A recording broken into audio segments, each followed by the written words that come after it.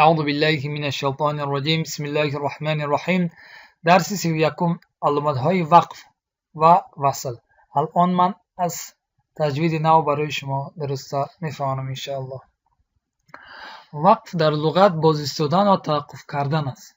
در اصطلاح علم تجوید هنگام خواندن آواز را قطع کرده نفس گرفتن با نیتی از نو قرائت کردن است. اقسام وقف بر سه قسم است. وقف اول وقف اختیاری. این وقف است که تلاوت کننده به اختیار و اراده خود توقف کند. یعنی وقف اختیاری آن است که ما به خواهش خود به اختیار خود مقصد وقف میکنیم. دوم وقف اضطراری. این وقف است که تلاوت کننده در حالت ضرورت مانند عطسه زدن و یا تنگی نفس از قرائت کردن باز می‌ایستد. وقف اضطراری گفته اون وقف رو میگوید که معذرت میخوام که در حالت ضرورت مانند عطسه زدن یا تنگی نفس ما وقف میکنیم. سوم وقف اختباری سنجشی. این وقف است که تلاوت کننده در جایی که محل وقف نیست از خاطر سنجش کردن و یا تعلیم دادن توقف میکنند. سوم وقف اختباری یعنی سنجشی این است که مثال شما تعلیم قرآن میدید یا تعلیم تجوید میدید برای اینکه برای یگان کس شما بفهمونید یگان چیز را، اون وقت در جایی که وقف نیست مقصد شما یعنی محل وقف نیست شما وقف میکنید برای اینکه مقصد بفهمونید اون را چی میگن وقف اختباری. نوعهای وقف اختیاری یعنی نوعهای وقف اختیاری به دو قسم مقصد تقسیم میشن. قسم اول جایز، قسم دوم غیر جایز. در قسم اول در خودش مقصد عبارت از سه قسم هست.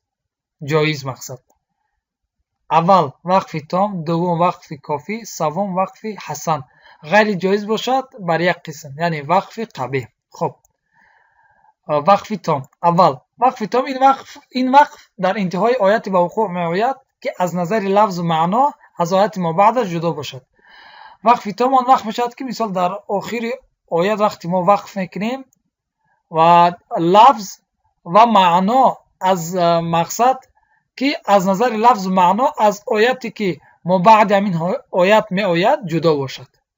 فهمیدین؟ خب دوم وقف کافی. این وقف در انتهای آیت به وقوع می آید که از نظر لفظ از آیت ما بعدش جدا بوده اما در معنا با ما بعدش رابطه دارد.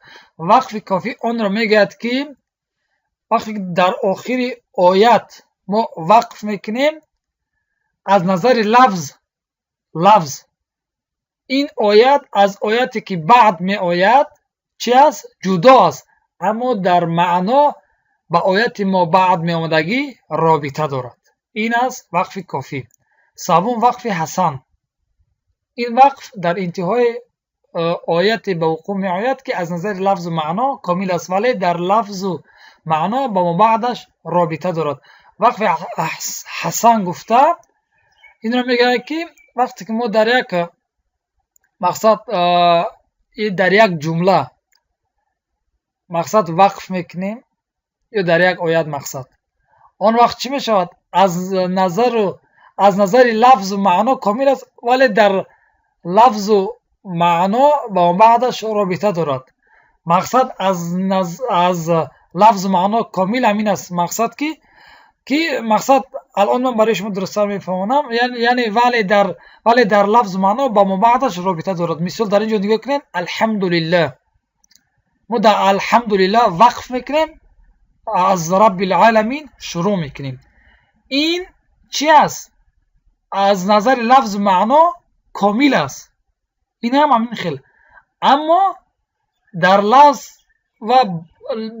و معنا با ما بعدش رابطه دارد. یعنی الحمدلله رب العالمین این با این هم در لفظ و هم در معنا هم در لفظ و هم در معنا چی رابطه دارد. من الان برای شما مقصد میفهمم.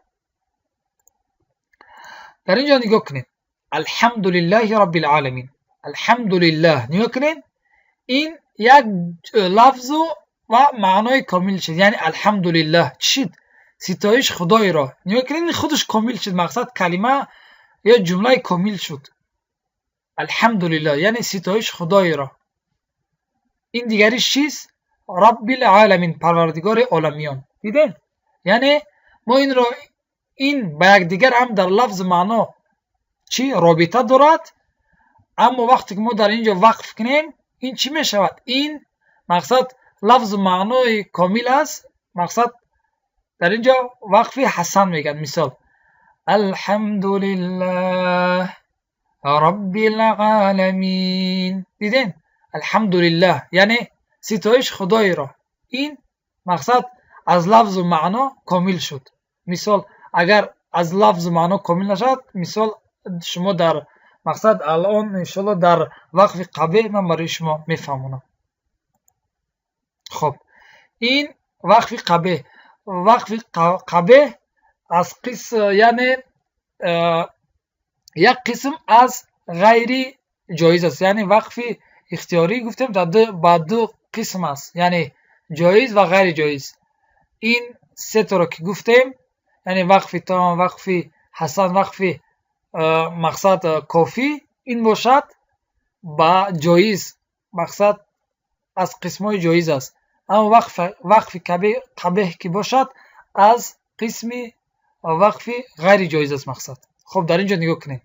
این وقف در جایی است که جمله از نظر لفظ معنا کامل و مفید نیست، زیرا در لفظ و معنا با ما بعدش رابطه دارد. یعنی دیدین مثال الحمدلله، ما در الحمد وقف کنیم و در لله از لله شروع کنیم، این چی می شود؟ از نظر مقصد جمله از نظر لفظ معنا کامل و مفید نیست. یعنی نگاه کنید چه خیلی می شود. مثال در وقف قبیح، مثال الحمد لله، ستایش، بعد وقف میکنیم بعد خدای را، این چی شد؟ جمله ناکامل شد. پس در اینجا چی میشد؟ وقف قبیح. یعنی فهمیدید؟ مثال رب العالمین، رب العالمین، در رب یعنی پروردگاری وقف میکنیم، بعد عالمیان، از عالمیان شروع میکنیم، این چی شد؟ وقف قبیح. اینها یعنی درباره نوعهای وقف اختیاری بودن. انشالله میدارم که فهمیده باشید. خب علامت های وقف. علامت وقف حرف میم. علامتی که وقف لازم است. وقتی که علامت وقف میم آمد، آن وقت وقف لازم است، باید وقف کنیم. مثال استعیذ بالله انما یستجیب الذین یسمعون والموتى. دیدین در اینجا من وقف کردم زیرا که علامت وقف میم آمدگی است، پس وقف لازم است. علامت وقف لام الف، این علامتی که وقف منع است. یعنی وقتی که علامت وقف لام الف آمد، آن وقت وقف کردن منع است، یعنی باید وقف نکنیم، باید وصل کنیم. مثال استعیذ بالله من العلم ما لک. دیدین؟ من العلم ما لک یعنی من وصل کردم در اینجا، مقصد ما در اینجا وصل کردم، وقف نکردم، زیرا که در اینجا وقف کردن منع است. خب علامت وقف جیم، علامتی که وقف جایز بوده است، جایز است. مقصد وقتی که علامت وقف جیم اومد، ما هم میتونیم که هم وصل کنیم و هم وقف کنیم. انشالله مقصد هم میتونیم وقف کنیم و هم میتونیم وصل کنیم. خب علامت وقف صله. صله این به شکل کوتاه مقصد صله می شود، اما اگر به شکل پورا اگر این رو نویسن، وصل اوله می شود. وصل اوله. علامتی که وقف جایز بوده ولیکن وصل بهتر است. از نام این معلوم است که یعنی وصل اوله یعنی وصل بهتر است. یعنی که علامتی که وقف جایز است، وقف که میتونیم که وقتی که همین علامت صله آمد وقف کنیم، اما چی؟ وصل کردنش بهتر است. خب قله این هم به شکل کوتاه است، به شکل پورا اگر این رو نویسم وقف اوله میشد. وقف اوله. علامتی که وصل جایز بوده ولیکن وقف بهتر است. از نام همین معلوم است که یعنی وقف اولا یعنی وقف بهتر است. که در اینجا وقت که همین علامت قله آمد، آن وقت ما میتونیم مقصد جایز است که وصل کنیم، اما وقف کردن بهتر است. علامت وقف تا. علامت وقف مطلق یعنی متخصصان علم تجوید در وقف کردن اتفاق کردن. راستی گپ در قرآن‌های چاپی عربی من همین علامت حرف تا را ندیدم، اما در علامتی مقصد در چاپی پاکستانی من همین علامت حرف تا را مقصد علامت وقف را دیدم که در آخر آیت، در اینجا مثال شماره آیت است، در بالای همون شماره آیت همین علامت تا گذاشته شده است. مثل همین می‌بینید در آخر آیت، در اینجا فقط شماره آیت گذاشته شده نیست. یعنی در اینجا متخصصان علم تجوید در وقف کردن اتفاق کردن. یعنی مثال میتونیم وقف کنیم، اگر مثال خیلی بگذاریم هم انشالله باکی ندارد، زیرا وقتی که ما بعضی حالات میشد که مقصد آیت کوتاه را ما چکار میکنیم، مقصد در اینجا نگاه کنید سوره کوثر نگاه کنید، آیاتش کوتاه است، مقصد این را همش را وصل کرده میخونن. مثال استعیذ بالله إنا أعطيناك الكوثر فصل لربك وانحر إن شانئك هو الأبتر. مقصد متخصصان علم تجوید در همین علامات، یعنی در آخر آیت می آید با وقف کردن، یعنی در وقف کردن اتفاق کردن. خب یک علامت دیگه است که در اینجا نمیدونم برای چی گذاشته شده نیست، از تجوید کهنه برای شما من الان میفهمم انشالله و نشان میدم. همین علامت است که 3 نقطه در بالای 2 کلمه همین دو بار همین 3 نقطه را میگذارن. علامتی که اگر وقف کرده شود در یکی از 2 موضعین صحیح نمی شود وقف کردن به دیگرش. در اینجا میگه که وقتی که ما در همین یک کلمه که همین گذاشته شدگی بود در آن وقف کردیم، پس در دیگر کلمه که دیگرش گذاشته شدگی بود پس در دیومش صحیح نمی شود که ما در دیوم وقف کنیم. الان من از قرآن برای شما درست‌تر این را میفهمم انشالله.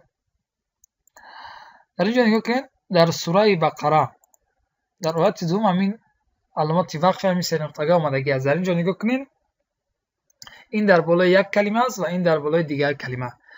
یعنی قاعدهش همین است که وقتی که ما در این وقف کردیم پس در این ما باید وقف نکنیم، یا اینکه ما در این وقف نکردیم باید در این وقف کنیم. مثال ما نمیتونیم که هم در این وقف کنیم هم در این مقصد، یا نمیتونیم که هم این رو وصل کنیم و این رو وصل کنیم، باید یک تاش رو وصل کنیم و دیگرش رو وقف کنیم. مثال و 2 شکل نشان میدم.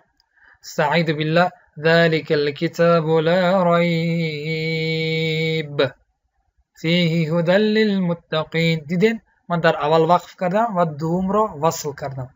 خب مثال دومش استعیذ بالله ذلك الكتاب لا ريب فيه هدى للمتقين. دیدین در اینجا من اول را وصل کردم و دوم را وقف کردم. و الان من درباره علامت وقف میم یعنی چه خیلی در قرآن کریم آمدگی است من برای شما نشان میدم، زیرا که در قرآن کریم مقصد چطور که در تجوید ما دیدیم در آنجا مقصد در آنجا به این شکل آمدگی نیست، میمی وقف و دیگر شکل است. من الان برای شما نشان میدم انشاءالله. در قرآن کریم علامت میم وقف به همین شکل آمدگی است. نگاه کنید به همین شکل در اون تجوید که ما دیدیم مقصد نگاه کنید به چه شکل است، اما در قرآن به این شکل آمدگی نیست. در قرآن کریم به همین شکل علامت میم وقف آمدگی است و علامت میم اقلاب به همین شکل است، یعنی دنبکش پایان، اما میم وقف که باشد به این شکل. در اینجا نگاه کنید اینجا میمی چی است؟ میمی وقف. نگاه کنید به کدام شکل است؟ به همین شکل است. دنبکش رو نگاه کنید، این میمی وقف. میمی اقلاب باشد به این شکل. نگاه کنید دنبکش پایان. نگاه کنید در اینجا نون ساکن است، بعد این نون ساکن با آمدگی است، در اینجا اقلاب میشد. پس در بالای نون ساکن همین علامت میم را میگذارن که یعنی در اینجا اقلاب میشد، عوض نون میم خوانده میشد. و الان در تنوین من برای شما نشان میدم. در اینجا نگاه کنید در اینجا تا 2 پیش دارد، یعنی تنوین. بعد همین تا چه آمده که حرفی با در اینجا چی میشود؟ اقلاب میشود. پس در اینجا حرکت دوم رو نگذاشتن، عوض حرکت دوم یعنی عوض تنوین همین علامت میمی اقلاب رو گذاشتن تا اینکه مقصد عوض تنوین ما چیکار کنیم؟ همین میم رو بخونیم، زیرا که در اینجا اقلاب میشود. پس انشالله امیدوارم که فرقیت رو فهمیده باشید. این باشد میمی وقفی، این باشد میمی اقلاب. این همین به همین شکل است. انشالله امیدوارم که درس رو فهمیده باشید. جزاک الله خیر و بارک الله فیکم. السلام علیکم و رحمت الله و برکاته.